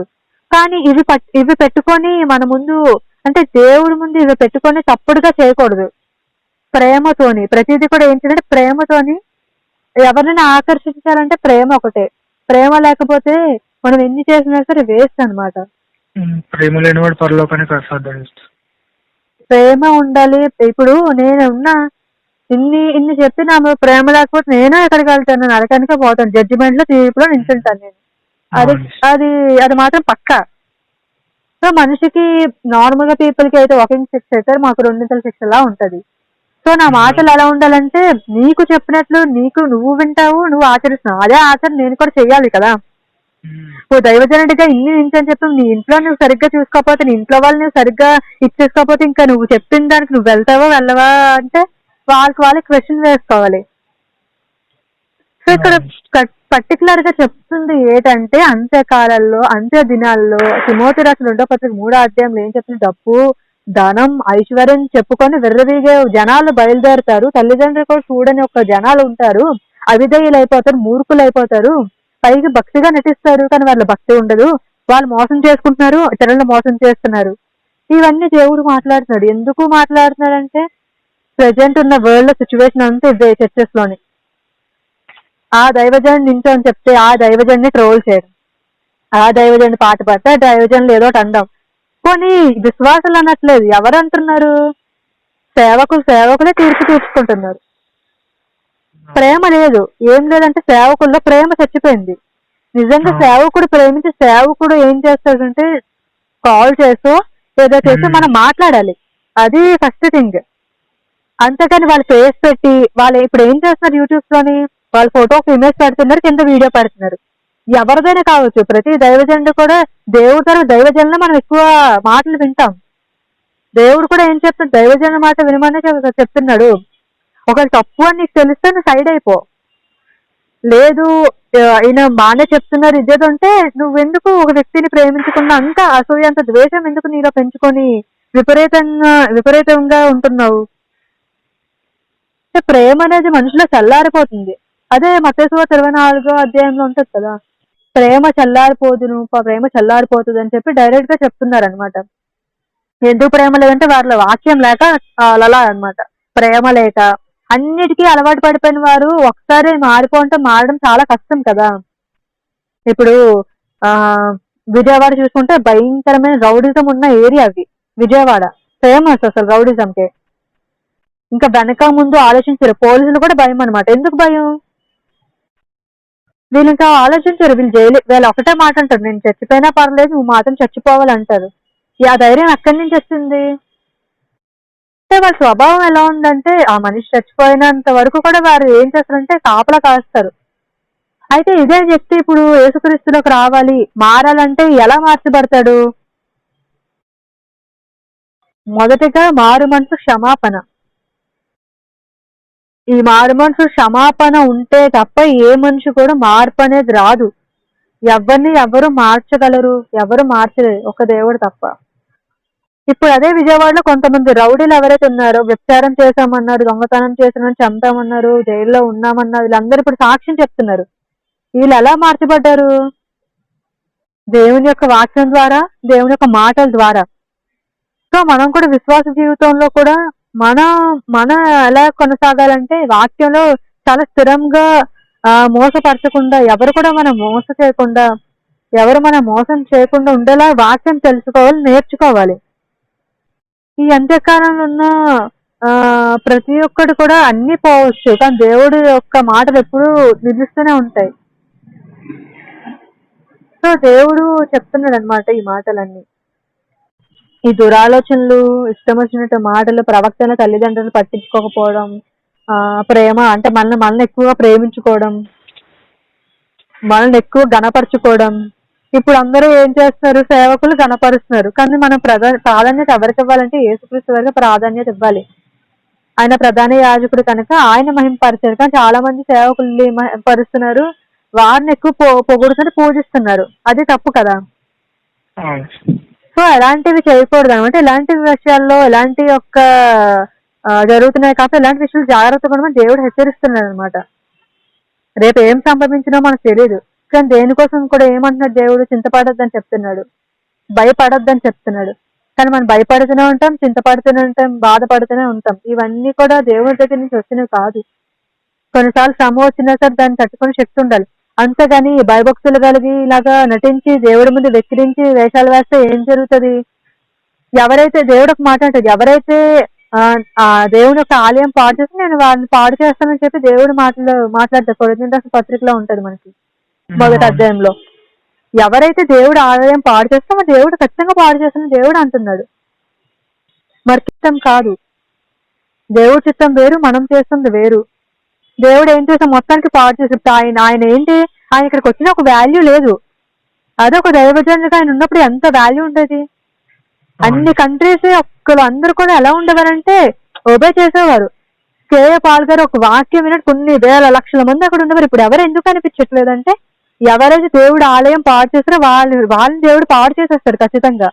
సో అందుకే వాక్యం చెప్పినప్పుడు కానీ వింటున్న మనం కానీ ఏం చేయడం జాగ్రత్తగా ఉండాలి. లేఖనాల విషయాల్లో ఈ దేవుడి యొక్క స్క్రిప్చర్ సిస్టమ్ చాలా జాగ్రత్తగా ఉండకపోతే మనం దేవుడు పాడు చేస్తాడు. సో అందుకే ఈ అంత్యకాలంలో కూడా జాగ్రత్తగా ఉండాలి. ప్రతి దాన్ని నమ్మకుండా దేవుడి వాక్యం ఏంటి దాని మీద దృష్టి ఉంచాలి, దాన్నే నమ్మాలి, దాని మీద ధ్యాస ఉండాలి. సో అదనమాట ఫైనల్ గా దేవుడు మాట్లాడితే ఇదే. యేసుక్రీస్తులను ఏ శిక్ష ఏమి లేదు, ఈ శిక్ష ఏమి ఏం లేదు, అన్ని శిక్షలు పోయాయి, అన్ని కొట్టివేస్తారు, అన్ని చేశారు. ఇంకొకటి ఉంటది, ఏంటదంటే దేవుడు అంటాడు మోషేతో ఏమని, నువ్వు కర్రని పాముగా చేయగలవు, పాముని కర్రగా చేయగలవు అని. అవునా కాదా? అవునవును. ఆ శక్తి ఎవరిస్తారు? దేవుడే శక్తిని ఇస్తాడు. అయితే పాముని కర్రగా చేయడం, కర్రని పాముగా చేయడం అంటే ఏంటి? అయితే ఇంకొకటి అంటారు దేవుడు మళ్ళీ, నువ్వు ఒక వెండి సర్పాన్ని చేసి దాన్ని ఇలా చూపించు పైకెత్తు అని చెప్పి అంటాడు. ఒక పాము కచ్చినా సరే ఏం జరగదు అని చెప్పి. మనమేమంటాము? పాము చూస్తే అపవాదం అంటాము, లేదా సైతాన్ అంటాం. అదొక నార్మల్ ఒక జీవి, అది సైతాన్ని కాదు. దాంట్లో ఉన్న ఒక స్పిరిట్ వచ్చి అలా అది మాట్లాడించింది, తర్వాత అదంతా సైతాన్ని పిలుస్తారు. అదొక విషయం. అయితే యేసుక్రీస్తు వారు ఏం చేశారు? ఆ వెండి సర్పాన్ని ఎత్తి చూపించడం వల్ల ఏంటి అక్కడ మర్మం అంటే, అది కొత్త నిబంధనలో నెరవేర్చబడింది. ఎలా నెరవేర్చబడింది? ఆ పాము ఏదైతే ఎత్తి చూపించారో, ఏదైతే కర్రని పాముగా చేశారో, పాముని కర్రగా చేశారో, ఏదైతే యేసుక్రీస్తు వారు శిలువ యాగంలో ఏం జరిగింది? ఒక కర్రని, ఒక క్రాస్ని పెట్టారు. క్రాస్ మీద ఏం జరిగిందంటే యేసుక్రీస్తు నిల్చోబెట్టారు. తర్వాత ఏం చేశారు? నీకంతా తెలుసు కదా, ఇలా శిలువ విగించారు, మేకులు కొట్టారు. అక్కడ ఆయన ఎవరిని చంపారంటే పాముని చంపారు. ఎవరిని చంపారు? పాముని చంపారు. ఎలా పాముని చంపారు అంటే, ఈ పాము అనే శాపం ఎక్కడి నుంచి వచ్చింది మనకి? ఆది నుంచి స్టార్ట్ అయింది. ఎక్కడి నుంచి? ఆదాము అవ్వ దగ్గర నుంచి ఆ పాముని విరగొట్టారు. అంటే శాపాన్ని విరగొట్టారు. ఎందులో విరగొట్టారు అంటే యేసుక్రీస్తు రక్తంలో విరగొట్టారు. కలవరి శిలువలో ప్రాణం పెట్టారు. అక్కడ ఎవరిని చంపారు? పాముని చంపారు. పాము యొక్క వ్యక్తి అంటే ఆ ఒక్క స్పిరిట్ ని చంపాడు. అంటే ఒక శాపాన్ని చంపాడు. తరతరాల నుంచి వస్తుంది శాపం. ఇప్పుడు మనకు మోక్షం రావట్లేదు. ఎందుకు మోక్షం రావట్లేదు అంటే ఆయన బలియాగం అవ్వలేదు అప్పటికి. ఇంకా పాపం భూలోకం నేరుతూనే ఉంది, పాపం ఇంకా నడిపిస్తూనే ఉంది, ఇంకా పాపం జరుగుతూనే ఉంది. పాపం అంతా కొట్టివేయాలంటే పరిశుద్ధమైన రక్తం చిందించబడాలి. ఎవరా పరిశుద్ధమైన రక్తం అంటే దేవుడే. ఆ దేవుడ పైనుంచి కిందకి రావాలి. ఆయన వస్తగానే ఏంటి మన క్వశ్చన్ కి ఆన్సర్ ఉండదు, అంటే పరిష్కారం ఉండదు, సొల్యూషన్ ఉండదు. ఇప్పుడు ఆయన ఏం చేయాలి? ఒక పరిశుద్ధమైన రక్తాన్ని చిందించబడాలి. కొన్ని మనం పరిశుద్ధులం అంటే కాదు, కొన్ని ప్రవక్తలు పరిశుద్ధులా అంటే కాదు, కొన్ని అపోస్తులు పరిశుద్ధులా అంటే ఎవరు పరిశుద్ధులు కాదు అని చెప్పి దేవుడు అంటున్నాడు. ఇప్పుడు వీళ్ళందరూ అంటే దేవదూతలు పాపం చేశారు, మనుషులు పాపం చేశారు, ఇవన్నీ పాపాలు జరుగుతున్నాయి. మరి పాపం అంతా పోగొట్టాలి అంటే మనకి ఒక్క రక్షణ కావాలంటే ఏం చేయాలి? ఆ పాము యొక్క కర్రని ఎలా దేవుడు అంటాడు శీఘ్రముగా ఏం చెప్తాడంటే అపవాది యొక్క తలని చిరగొట్టుతారు అని చెప్పి అరికాలతోని. ఆయన ఎక్కడ చిరగొట్టాడు? తన తలని శిలువ యాగంలో చిరగొట్టాడు. అంటే మొత్తం ఒక శాపంని పాపాన్ని సమస్తం ఆయన మీద వేసుకొని ఆ భారాన్ని వేసుకొని ఏం చేశాడు? శిలువ యాగంలో బలియాగం అయ్యి మనకు ఒక రక్షణ తీసుకొచ్చాడు. ఇప్పుడు ఆ రక్షణ ఉంది కనుకే మనం ఏం చేస్తున్నాం? ఫ్రీడమ్ వచ్చింది. దేవుడు ఫ్రీడమ్ ఇచ్చాడు, అవకాశం, ఒక అవకాశం ఇచ్చాడు. పాత నిబంధనలు అవకాశం ఉండేది కాదు. ఎన్నిసార్లు చూసినా ఇందాక చదివామా, వెంటనే వారు ఇలాగ తప్పు ఒకరు అపోజ్ చేయడం వల్లే దేవుడు వాళ్ళని శాపాన్ని కొనసాగించుకొని వచ్చాడు. దేవుడు ఏ వృత్తిని కూడా నువ్వు ఆపు అని చెప్పలేదు. ఎవరు సోదు చెప్పే వారు కూడా దేవుడు సంతానం అభివృద్ధి చేశాడు, అంటే దీవించాడు. అక్కడ ఏం జరిగింది? వారు దేవుడి మాట విన్నారు. ఈ రోజు మనం ఏం చేస్తాం? దేవుడి మాట వినట్లేదు. దేవుడు అంతా చేస్తాం, మనం ఎందుకు వినట్లేదు అంటే అవిధేయత. ప్రతి విషయంలో ఎంచుకోవడం, ప్రతి విషయంలో తక్కువ చేసి మాట్లాడటం, అంటే మనమే గొప్ప, వీరు గొప్ప కాదు, వీరు ఇంతే, వీరి జీవితాలు ఇంతే అని మాట్లాడడం, వెక్కిరించడం, ఒకరిని బాడీ షేమింగ్ చేయడం, అంటే ఉంటాయి ఇలాంటి మాటలు మాట్లాడడం. ఒకరు మంచిగా వేసుకొని వస్తే వారిని వెక్కిరించడం, వెటకారం చేయడం, లేదా వాడు దీనత్వంలో ఉంటే వాడి దీనత్వంలో నుంచి వాడిని వెక్కిరించడం. అంటే మన విశ్వాస జీవితం ఎట్టిపోతుంది? మన విశ్వాసంలో ఎలా జీవిస్తున్నాం? విశ్వాసంలో జీవిస్తున్నట్లయితే మనం ఎందుకు ఇలాంటి ఆలోచన తలంపులు వస్తున్నాయి ఈరోజు మనకి? యేసుక్రీస్తు గారు అంటారు ఇలాగా వీరితో పాటు లోకులు అంటే అన్ని జనుల్లాగా మనం ఉండకూడదు, మనకి వేరుగా సపరేట్ గా మనకి ఎంచుకున్నారు, అంటే వేరుపరిచారు. అంటే ఒక భయంకరమైన ఒక అంధకారం నుంచి బయటికి తీసుకొచ్చినప్పుడు నువ్వు ఎలా ఉండాలి? నీ జీవితం ఎలా ఉండాలి? ఇతరులకు ఎలా ఉండాలంటే మాదిరికరంగా జీవించాలి. ఈరోజు మనం జీవిస్తున్నాం అంటే జీవించట్లేదు. ఇతరులకు నీతులు చెప్తున్నాం కానీ నీతులు మనం పాటిస్తున్నామంటే పాటించట్లేదు. వాక్యం చెప్తుంటే వాక్యం తగినట్లు నువ్వు జీవిస్తున్నామంటే జీవించట్లేదు. కొన్ని ప్రార్థన చేస్తామంటే ప్రార్థన జీవితం లేదు. కానీ మనం పక్క వాళ్ళకి ఏం చెప్తాం? రోజు ప్రార్థన చేస్తూ సోదరులు చేయిస్తావు అని చెప్పి అంటాం, కానీ మనం ఆ ప్రార్థన చేయం. ఆరాధన చేస్తాం కానీ నోటితోనే మనం స్తుతిస్తున్నాం, కానీ మనసు నుంచి ఆరాధన బయటికి రావట్లేదు. మరి దానివల్ల ఏంటి ఉపయోగం? విశ్వాసమైన జీవితం కావాలి కదా. విశ్వాసకరమైన జీవితం ఉంటేనే ఏదైనా, ఇప్పుడు ఇన్ని జరుగుతుంది అపాయకరమైన కాలాలు వస్తే మీకు జ్ఞానం కూడా ఉండదు, వివేకం ఉండదు దాన్ని గ్రహించడానికి అని అన్నారు. కానీ వివేకం ఉంటుంది ఎవరికి ఉంటుంది? విశ్వాసంలో జీవించే వారికి, అనుదయం పరిశుద్ధమైన చేతులెత్తి ప్రార్థన చేసే వారికి ఉంటుంది విశ్వాసం. వాళ్ళు గ్రహిస్తారు రేపు ఏం సంభవిస్తుందో వీరికి తెలుస్తుంది. ఎందుకు తెలుస్తుంది? యేసుక్రీస్తు సావాసం కలిగి ఉంటున్నారు కనుక. మరి మనం సావాసం కలిగి ఉండట్లేదు కనుక మనకి ఏం జరిగిందో ఏం తెలియట్లేదు, పడుకొని ఉంటున్నాం. రేపు ఇలా కళ్ళు తెరిచి చూసేసరికి అక్కడ యుద్ధాలు జరుగుతున్నాయి, లేదా ఇక్కడ కళ్ళు మూసేస్తే ట్రైన్ యాక్సిడెంట్స్ జరుగుతున్నాయి, bus accidents, bike accidents, flight accidents, ఇవన్నీ జరుగుతున్నాయి. అంటే ముందుగా నీకు తెలియట్లేదంటే నువ్వు ఏంటంటే దేవుళ్ళు ఉండట్లేదన్న లెక్క అనమాట. దేవుళ్ళు ఉంటే సమస్తము తెలుస్తుంది. నీ కుటుంబం పరిస్థితి ఎలా ఉందంటే దేవుడు ఖచ్చితంగా బయలుపరుస్తాడు దైవజనుల ద్వారా. కానీ నీతో ద్వారా నీకు ఒక మనస్సాక్షి ఉంది, మనస్సాక్షి దేవుడు చెప్తాడు ఇలా జరగబోతుంది జాగ్రత్తగా. అంటే నువ్వు ప్రార్థన చేసుకోకపోతే ఏం చెప్తాడు? నువ్వు అసలు ప్రార్థనే చేసుకోవట్లేదు, ఎప్పుడు ప్రార్థన చేసుకుంటున్నావు అని చెప్పి మనకు మాట్లాడుతుంది మనస్సాక్షి అనేది. మరి నీ మనస్సాక్షి మీద నువ్వు ఎందుకు అసలు దృష్టి పెట్టట్లేదు? అంటే పేరుకే ఉంటే సరిపోదు. ఇప్పుడు అబ్రహాం జీవితంలో ఒక విశ్వాసులకి తండ్రి అయ్యాడంటే ఎలా తండ్రి అయ్యాడు? ఒక్కగానొక్క కొడుకుని ఇచ్చామన్నాడు. నా 100 సంవత్సరాలకి బిడ్డ పుడితే ఎవరు ఇవ్వడానికి ఇష్టపడరు. అలాంటి తన విశ్వాసం ఒక నిరూపించుకున్నాడు. మన ముందు ఒక పరీక్ష పెట్టడానికి దాన్ని మనం ఎదుర్కొనే శక్తి మనకు ఉండాలి.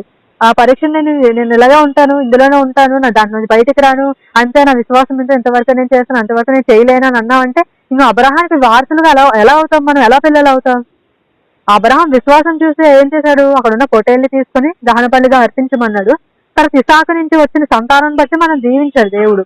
అంటే ఇసుక రేణువులంతా అంటే నక్షత్రాలు అంటే ఎన్ని లెక్క పెట్టలేనంత కోట్ల సంతానాన్ని ఇస్తున్నాడు. ఈ రోజు అంత సంతానం ఉంది భూమి మీద మనుషులు ఉండగానే ఏం లేదు అంటే మనుషుల విశ్వాసం లేదు. ఈరోజు విశ్వాసం అంటే ఇప్పటికే భారతదేశం ఎప్పుడో క్రైస్తవ దేశంగా మారిపోవాలి. ఎప్పుడో తోమ వచ్చినప్పుడు ప్రకటించినప్పుడే అందరూ మారుమనసు పొంది రక్షణ పొంది గొప్ప ఏమంటారు దాని రివైవల్ రావాలి. ఎందుకు రావట్లేదు? స్టిల్ ఇంకా మనం ప్రకటిస్తుంటున్నాం. ఎందుకు ప్రకటిస్తున్నాం? మనలో ఫాల్ట్ ఉంది, మనలో తప్పు ఉంది, మనం సరిగ్గా లేము, సరిగ్గా నడవట్లేదు, సరిగ్గా జీవించట్లేదు. అందువల్లే మనం ఇంకా వెనకబడి ఉన్నాం.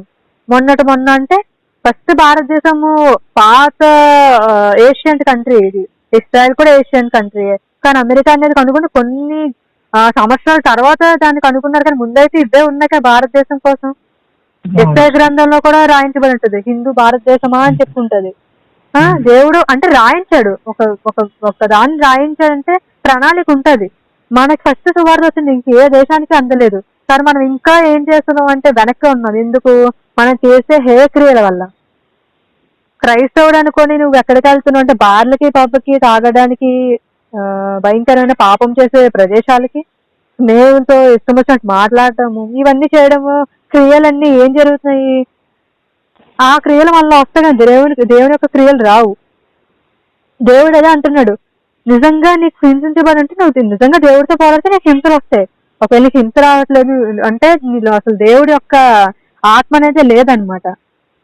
విశ్వాస జీవితంలో ఎలా ఉండాలి? చాలా స్ట్రాంగ్ గా ఉండాలి. పడిపోయినా సరే తిరిగి లెగిసే ఒక శక్తి, కెపాసిటీ మనకు ఉండాలి. అవి ఏమీ లేనట్టయితే ఇంకా మనం ఎన్ని చేసినా సరే వేస్తే. ఈ అపాయకరమైన దినాలు వచ్చినా సరే మనం భయపడాల్సిన అవసరం లేదు.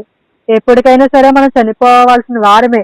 మనం యాత్రికులు పరదేశులమై ఉన్నాం కనుక మనకు జస్ట్ ఒక విజిట్ చేయడానికి ఒక ప్లేస్కి వచ్చాం అంతే. కానీ మన గమ్యం ఇది కాదు. మన గమ్యం ఏంటి? పరలోక రాజ్యం చేరడం మన గమ్యం. ఇప్పుడు ఆ గమ్యానికి చేరాలంటే నువ్వు ఏం చేయాలి? విశ్వాస జీవితంలో గట్టిగా ఉండాలి, అంటే స్ట్రాంగ్ గా ఉండాలి. విశ్వాస జీవితంలో ముందుకు పరిగెట్టాలి. ఎక్కడ ఏం జరిగినా మనకు అనవసరం. దేవుడి వాక్యం ఉందా? దేవుడి వాక్యం చదువుతున్నావా? ప్రార్థన చేసుకుంటున్నావా? దేవుడు ఇవే చూస్తాడు. అంటే నువ్వు ఏ బట్టలు వేసుకుంటున్నావు, నువ్వు ఎలా ఉన్నావు, ఏ రంగులో ఉన్నావు, ఏ రూపులో ఉన్నావు, నువ్వు బంగారం వేసుకుంటున్నావా, బంగారం వేసుకోవట్లేదా, చక్కని వస్త్రాలు కట్టుకుంటున్నా లేవని దేవుడు చూడు. దేవుడు ఏం చూస్తాడు? నీ హృదయాన్ని చూస్తాడు. విరిగి నలిగిన హృదయాన్ని ఆయన లక్ష్య పెడతాడు. ఇప్పుడు ఆయన హృదయాన్ని చూస్తున్నప్పుడు నీ విశ్వాస జీవితం ఎలా ఉండాలి? ఆయనకు తగినట్లుగా మనం జీవించాలి. రేపు ఏదో జరుగుతుందని చెప్పి ఇప్పటి నుంచి భయపడ్డామంటే ఎక్కడికి వెళ్లకుండా అక్కడే ఉండిపోతాం. మనం ఎలా బ్రతుకుతాం అప్పుడు? సో విశ్వాస జీవితంలో స్ట్రాంగ్ ఉన్నప్పుడు, వాక్యంలో స్ట్రాంగ్ ఉన్నప్పుడు, దైవజనం చెప్పినప్పుడు, వాక్యాన్ని మనం వింటున్నప్పుడు మనలో ఏం జరగాలంటే కార్యశుద్ధి కలుగజేయబడాలి. అంటే వాక్యంతో కడగబడాలి. మనం వాక్యంతో ఎప్పుడైతే కడగబడతామో అప్పుడు అక్కడ ఎవరున్నట్లు? పరిశుద్ధాత్మ దేవుడు ఉన్నట్లు. సో వాక్యంతో కడగబడాలి, వాక్యంతో మనం ముందుకు వెళ్ళాలి, వాక్యంలోనే జీవించాలి. ఎందుకంటే మన జీవితం ఎప్పుడు ఎలా ఉంటుందో తెలీదు. అనేక ఎక్కడ చూసినా సరే మరణాలే కనిపిస్తున్నాయి. సో మనం సడన్ గా చనిపోతే మనం ఎక్కడికి వెళ్తాం? ఇవన్నీ కూడా ఆలోచించాలన్నమాట ఈ రాత్రికాల సమయంలో. అంటే ఏది శాశ్వతం కాదు. ఇల్లున్నా, బంగారం ఉన్నా, ఆస్తులున్నా శాశ్వతం కాదు. ప్రేమ శాశ్వతం. అయితే దేవుని యొక్క ప్రేమ శాశ్వతం. పరలోక రాజ్యంకి వెళ్ళడం శాశ్వతం. అది ఇంపార్టెంట్. మన గురి అది. ఇంకొకటి ఏంటి మన గురి అంటే అన్ని జనుల్ని దేవుని దగ్గరికి తీసుకురావడం ఒక గురి. మారుమనసు కోసం ప్రార్థించడం అదొక గురి. భారం కలిగి ప్రార్థన చేయాలి. ఎంతవరకు మనం ప్రార్థిస్తున్నాం? విశ్వాస జీవితం మనం ఎలా ఉంటున్నాం? అంటే యవనస్తులని మనం చెప్పుకోవడం కాదు, మనం ఎలా ఉన్నా అసలు మనం ఎవరిని నడిపిస్తున్నాం? ఎంతమందికి ఇప్పుడు వరకు సువార్త చెప్పాము? ఎంతవరకు మనం మార్చగలిగాం? ఇవన్నీ కూడా మనం ఆలోచించాలన్నమాట. వీళ్ళలాగా ఇప్పుడు ఈ 3వ అధ్యాయం లాగా వీరున్నట్టు దురాశలతోని వీటన్నిటితో ఉన్నామంటే నరకానికి వెళ్ళిపోతాం డైరెక్ట్ గా. సో దేవుడు ఏం చెప్తుంటే ఆ దేవుడి యొక్క పిల్లలకి మనకి అవసరం లేదు. మనం ఒకటే ఆలోచించాలి, ఏంటి? తినడానికి తిండుందా, వేసుకోవడానికి వస్త్రాలు ఉన్నాయా, ఇవి ఆలోచించుకుంటే చాలు. మనం ఆలోచించాల్సింది ఏంటి తర్వాత నెక్స్ట్ అంటే దేవుడి యొక్క వారి కోసం, దేవుడి యొక్క పిల్లల కోసం ఆలోచించాలి. ఎందుకంటే మనకు భారం ఉంది. లోకం నశించిపోతుంది. ఎక్కడ చూసినా వ్యభిచారం, భయంకరమైన దాడులు జరుగుతున్నాయి. ఇవన్నిటి నుంచి బయటకు రావాలంటే దేవుని యొక్క విశ్వాసం బట్టి మనం బయటకు రావాలి. సో ఇది ఈ 3వ అధ్యాయం అంతా కూడా ఇదనమాట. ఈ లోకం శాశ్వతము, డబ్బులు శాశ్వతం, ధనం శాశ్వతం కాదు, కానీ దేవుని యొక్క ప్రేమ శాశ్వతం. దైవజనం చెప్పినప్పుడు జాగ్రత్తగా వినాలి. ఆయన వారు కూడా పాటించాలి, మనం కూడా పాటించాలి. విశ్వాస జీవితంలో ముందుకు వెళ్ళాలి, కొనసాగాలి. విశ్వాసంతో ఇల్లు కట్టుకోవాలి. అంటే బండ మీద కట్టుకుని నిలబడుతుంది. అదే నేల మీద కట్టుకున్న వెళ్ళి తుఫాను వస్తే ఎగిరిపోతుంది. బండ అంటే ఎవరు? క్రీస్తు. అంటే ఇప్పుడు నీ ఇల్లు, నీ విశ్వాసం దేని మీద ఉండాలంటే యేసుక్రీస్తు అనే బండ మీద ఉండాలి. ఆ బండలో ఏముంది? క్రీస్తు. ఆ బండని ఒక బండ మీద కర్రతో కొడితే ఏమొస్తుంది? వాటర్. వాటర్ ఏంటి? పరిశుద్ధాత్మ. ఇది పాత నిబంధనలో మనకు అనిపిస్తుంది కదా, మోసే కర్రతో కొడితే బండ చీలి ఎందులో వాటర్ వస్తుంది. నిత్యజీవం కావాలి. ఆ నిత్యజీవం కోసం మనం పరిగెట్టాలి, వెంటాడాలి, దాని కొరకు మనం ప్రయాసపడాలి. సో దేవుడి వాక్యం మనం మాట్లాడుకుంటే దేవుడు ఏం చెప్తాడంటే నిత్యజీవం కోసం పోరాడాలి, లోకం కోసం పోరాడకూడదు, లోకం ఉన్నవారి కోసం కూడా పోరాడకూడదు, దేవుడి కోసం మాత్రమే పోరాడేది. ఎందుకంటే ఆయనలో నిత్యజీవం ఉంది. మనం జస్ట్ ఇక్కడ విజిటర్స్ గా వచ్చాం అంతవరకే, చనిపోతే మళ్ళీ పరలోకరాజ్యానికి వెళ్ళాలి అంటే ఆయన పెట్టిన దీపం, నరుని పెట్టిన దీపం దేవుడి దగ్గర మళ్ళీ చేరుతుందని దేవుడే వాక్యం చెప్తుంది. ఇప్పుడు మన ఆత్మ చనిపోతే దేవుడి దగ్గరికి వెళ్ళాలి, అంతేగాని ఎవరు కూడా నరకంలోకి వెళ్ళాలని ఎవరు ఇష్టపడరు. సో అది మనం ఒకసారి ఆలోచించాలన్నమాట ఈ రాత్రికాల సమయంలో. ఏది శాశ్వతం కాదు, దేవుని ప్రేమ ఒకటే శాశ్వతం, దేవుడే శాశ్వతం. మనకి తల్లిదండ్రులు ఇప్పుడు ఉండొచ్చు, తర్వాత లేకపోవచ్చు, తర్వాత మనతో ఉండేది దేవుడే నిత్యమున. వృద్ధాపాయం వరకు కూడా ఎవరు ఉంటారు? దేవుడే తోడుంటాడు. మళ్ళీ దేవుడు ఏమంటాడు? తల్లిదండ్రులు లేకపోయినా ఎవరు చూడమో దేవుడు చూస్తాను, నేను నీ అరిచేతిలో చెక్కి ఉన్నాను అన్నాడు. నువ్వు పుట్టక ముందే నీ తల్లి గర్భంలో ఉన్నప్పుడే దేవుడు నేను ఎన్నుకున్నాడు. ఒక ప్రణాళిక ఉంటుంది ఒక మనిషి పట్ల దేవుడికి. అది మనం ఏం చేయాలి? నెరవేర్చాలి. ప్రతి ఒక్క మనిషికి ఒక పర్పస్ ఉంటుంది. ఇది చేయాలి, అది చేయాలి. దేవుడు ఒక్కొక్కరికి చెప్తాడు నీ యొక్క పరిచర్య ఏంటి అని చెప్పి మనం ఆలోచించాలి, దేవుడిని అడగాలి. అప్పుడే మనం ఏం చేయగలుగుతామంటే ముందుకు వెళ్ళగలుగుతాం, తెలుసుకోగలుగుతాం అనమాట. అయితే తిమోతికి కూడా పౌలు ఇదే చెప్తున్నాడు, జాగ్రత్తగా ఉండమని చెప్తున్నాడు, సంఘాన్ని చెప్తున్నాడు. వీళ్ళు ఇలా మోసం చేసుకుంటారు, నువ్వు ఎలాగా అని. అంటే మనం చూడండి, మోసపోకూడదు. మనం వాక్యం కానీ తెలియకపోతే ఖచ్చితంగా మోసపోతాం. వాక్యం కంపల్సరిగా మనకు తెలియాలి. వాక్యం తెలియకుండా ఏదో వాళ్ళు చెప్పారు, ఎవరేం చెప్పినా సరే వాక్యాన్ని మనం చదువుకోకుండా ఉంటే మనం ఖచ్చితంగా పడిపోతాం అనమాట. మనం మోసం చేసుకుంటే తప్ప ఇంకేం కనిపించదు ఇక్కడ. దేవుడు అదే చెప్తున్నాడు. అయితే ఈ మాటలు నీకు అర్థమయ్యని అనుకుంటున్నాను. ఈ చిన్న మాటలు దేవుడు దీవించి ఆస్వాదించిన దాకా. ఆమేన్.